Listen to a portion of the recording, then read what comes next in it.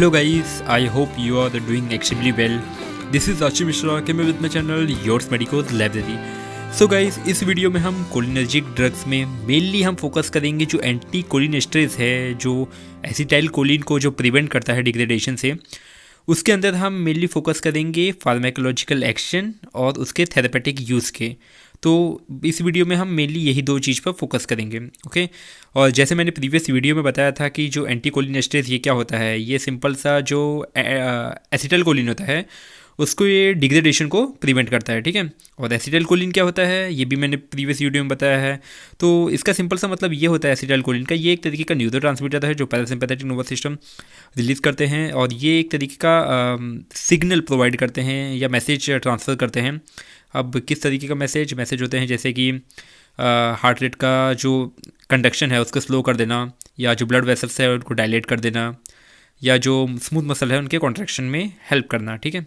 तो ये कुछ फंक्शन रोल प्ले करते हैं, बट इस वीडियो में हम मेनली फोकस करेंगे उसके एक्शन, फार्माकोलॉजिकल एक्शन और उसका therapeutic use. So let's begin guys. अब आते हैं इसके फार्माकोलॉजिकल एक्शन के बारे में, एसिटाइल कोलिन के, ओके।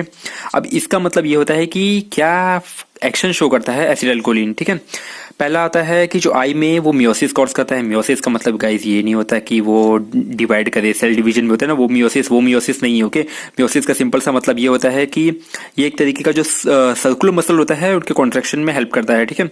उससे क्या होता है, जो पीपल की साइज हो जाती है वो डिक्रीज हो जाती है, पीपल की साइज कम हो जाती है, ठीक है। दूसरा काम ये करता है कि ये इंट्रा ऑक्यूलर प्रेशर होता है ना आंखों में, उसको कम कर देता है। तो मेनली ये किसके ट्रीटमेंट के लिए यूज होता है, ग्लाउकोमा के, ठीक है। तो ये सिंपल सा इंट्रा ऑक्यूलर प्रेशर को कम करता है, ठीक है। ये आई में रोल प्ले करता है, दो ही चीज, meiosis and decrease intra ocular pressure, okay. दूसरा आता है जीआईटी में, ये क्या काम करता है, पेरिस्टाल्सिस को बढ़ा देता है। पेरिस्टाल्सिस क्या होता है, ये एक तरीके का वेवी मूवमेंट होता है, ठीक है। ये एक वेवी फ्लो होता है, एक वेवी मूवमेंट होता है, ठीक है, जिससे जो हमारा कंटेंट होता है वो पास होता है, उससे क्रैम्प प्रोड्यूस होता है और बॉवेल मूवमेंट को बढ़ा देता है, ठीक है। तीसरा होता है जो स्मूथ मसल्स है उसके अंदर जो कॉन्ट्रैक्शन, जो ब्लैडर होता है उसको कॉन्ट्रैक्ट करेगा, जिससे यूरिन पास होगा, ठीक है। जिसको प्रॉब्लम होता है यूरिन पास करने में, उसके लिए भी हम ये दे सकते हैं, ठीक है। उसके बाद आता है ब्रोंक्यूल्स, ये बहुत इंपॉर्टेंट रूल है इसका फंक्शन इसके अंदर। ये क्या कॉज करता है, कॉन्ट्रैक्शन कॉज करता है। जो ब्रोंक्यूल्स रहता है उसका कॉन्ट्रैक्शन कॉज करेगा, उसके कारण ये अस्थमा का लेवल बढ़ जाएगा, ठीक है। तो इसीलिए जिस पेशेंट को अस्थमा है उसको कभी भी एसिटाइल कोलिन नहीं दिया जाता है, क्योंकि ये ब्रोंक्यूल्स का कॉन्ट्रैक्शन करेंगे जिससे ब्रोंकियोस्पाज्म होगा, ओके। स्पाज्म का मतलब होता है स्टेनोसिस, या जो ल्यूमेन होता है वो कम हो जाना, ठीक है, या कॉन्ट्रैक्शन। तो उस कंडीशन में हम नहीं देते हैं, ठीक है। एसिटाइल कोलिन जब पेशेंट रहता है अस्थमा कंडीशन में नहीं दिया जाता है।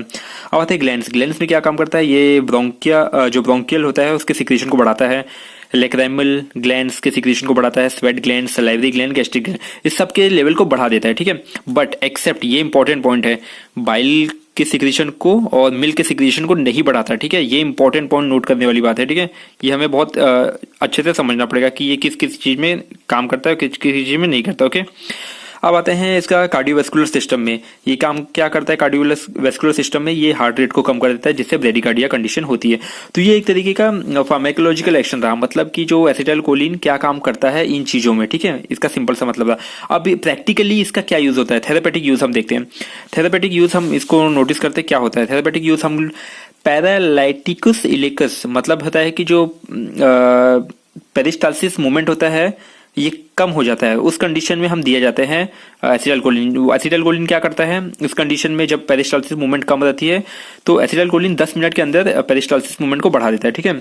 दूसरा होता है ग्लाउकोमा की कंडीशन में दिया जाता है, मतलब कि जब ग्लाउकोमा में क्या होता है, इंट्राऑक्यूलर प्रेशर बढ़ा हुआ रहता है, तो ये एसिटाइल कोलिन का काम क्या होता है, डिक्रीज इंट्राऑक्यूलर प्रेशर।